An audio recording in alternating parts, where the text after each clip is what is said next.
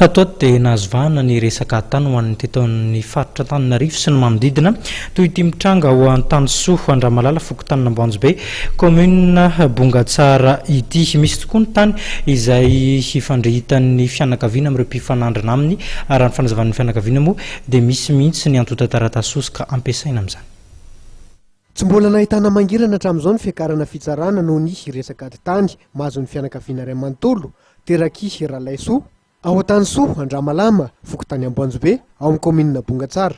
Iarahan-tsindry lena sy manahy ny isin'ny fisolokiana avy amin'ny mpikambana amin'ny fianakaviana aminy tokoa izy ireo araka ny fanazavana Andriamatoa Randriana Solo Justin Imprailova.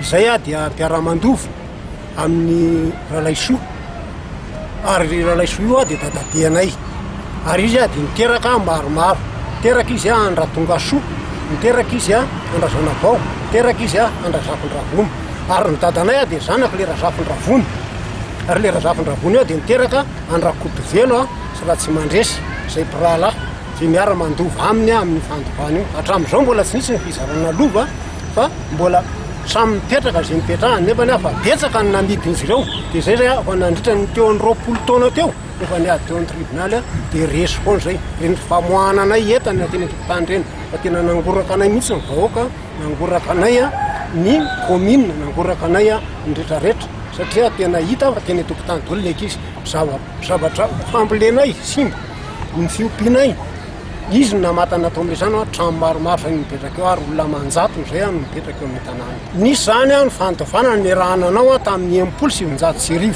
izay hita tao Tanjobata ary mbola ny savana efa mbola izany boky izany. Ary isy fandovana fosika ihany koa nataony taty amin'ny 1990 ary délégué teo Bongatsara ny nanaovany an'io.